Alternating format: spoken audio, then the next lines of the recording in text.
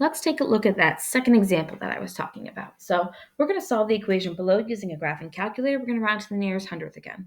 Now, the only issue I see with this equation is right here. It doesn't say equals 0. And to solve a quadratic equation, to find an x-intercept, we have to have y equal to 0. So my first step here is going to be to subtract 2x from both sides. So the equation is really negative 1.23 x squared plus 6.7x plus 3.54 is equal to 0, okay? So this is what I'm going to, this is what I'm going to plug into y equals on my calculator. So anytime you get lost on a calculator, you can hit second and then mode to go back to the home screen. But we're going to go right into y equals. I'm going to clear out the existing equation because I don't need it anymore. Now it's negative 1.23x squared, so I need to use the negative button at the bottom. 1.23 and then x squared, and then plus 6.7x, and then plus 3.54. And then I hit the graph button. All right, or you could hit zoom 6 to do the standard window.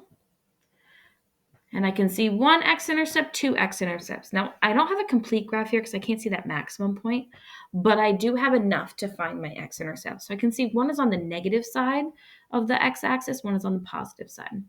All right, so what I'm going to do is second trace option 2.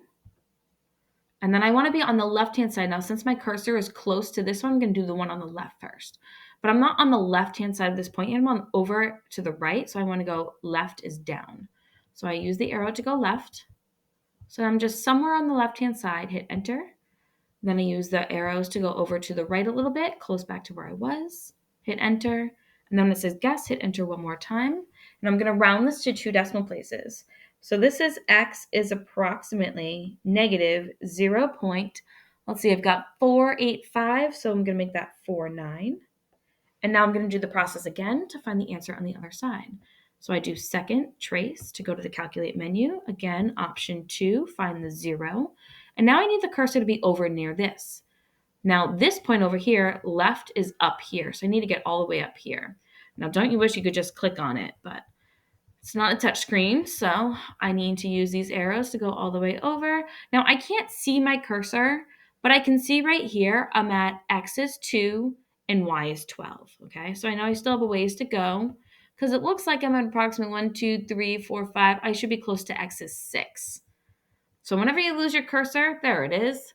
Look at those numbers at the bottom. It's telling you the coordinate point that the cursor is currently at. Now that point that I'm at is on the left, so I hit enter. And now I'm going to go over to the right and be on the right-hand side, which is below the graph in this case, or below the axis, I should say. Hit enter. When it says guess, enter one more time. And I get that this is 5.932, so I'm going to put 5.93. All right, and those are reflection points. Keep in mind, any 2 points that have the same y value are reflection points, all right? But this one doesn't have a very pretty line of symmetry, all right? That's it for finding them on a graphing calculator.